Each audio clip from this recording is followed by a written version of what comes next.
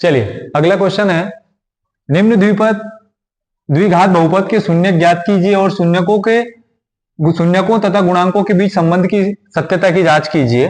X square minus 2x minus 8 ये 2019, 20, 21 तीनों सालों में पूछा गया क्वेश्चन है। बहुत बढ़िया क्वेश्चन है।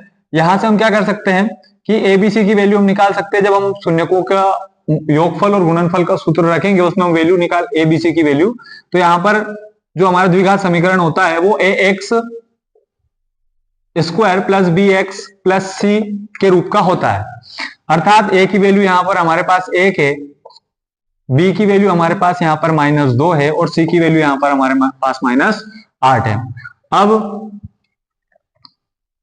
यहां पर हमें इस इक्वेशन में दो के गुणनखंड करने हैं, क्योंकि यहां पर हमें कॉमन निकालना है तो उसके लिए 2 का गुणनखंड करना पड़ेगा। तो एक्स स्क्वायर ये पी एक्स के बराबर हम इसको लिख सकते हैं, P X is equal to X square minus 2x minus 8।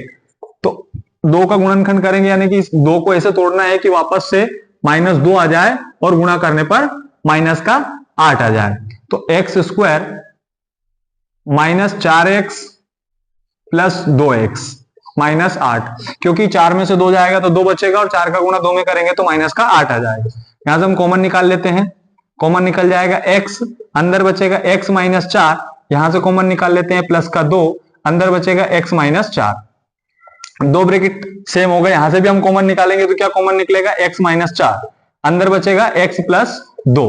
अब px बराबर 0 के लिए इन दोनों के बराबर हम 0 रख लेते हैं, तो x माइनस 4 बराबर 0 और x प्लस 2 बराबर 0।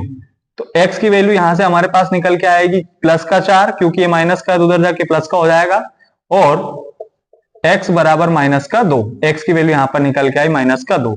इस वैल्यू को हम अल्फा की वैल्यू मान सकते हैं, इस वैल्यू को हम बीटा की वैल्यू, ये अल्फा और बीटा की वैल्यू यहां पर आ चुकी है, ये अल्फा की वैल्यू और ये बीटा की वैल्यू। अब संबंध सत्यता की जांच करने के लिए शून्यकों का योग का फॉर्मूला होता है अल्फा प्लस बीटा बराबर योग, अल्फा प्लस बीटा बराबर -b/a। अल्फा की वैल्यू हमारे पास 4 आई है, प्लस बीटा की वैल्यू हमारे पास -2 आई है, बराबर माइनस बी की वैल्यू यहां से हमने निकाल के रखी है -2 है, -2/a की वैल्यू 1 है तो 1। अब देखिए 4 में से 2 जाएगा तो 2 बचेगा और ये माइनस माइनस प्लस हो जाएगा और 1 का भाग देंगे तो 2, ये आ गया दोनों बराबर, यानी कि शून्यकों का योग यहां पर जो है वो इक्वल है यहां पर। अब शून्यकों का गुणनफल का फॉर्मूला होता है अल्फा इंटू बीटा बराबर c/a।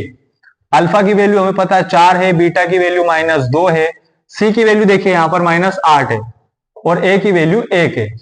4 का गुणा 2 में करेंगे, 4 दूनी 8, माइनस का 8 आ जाएगा, बराबर 1 का भाग 8 में देंगे तो 8 आ जाएगा।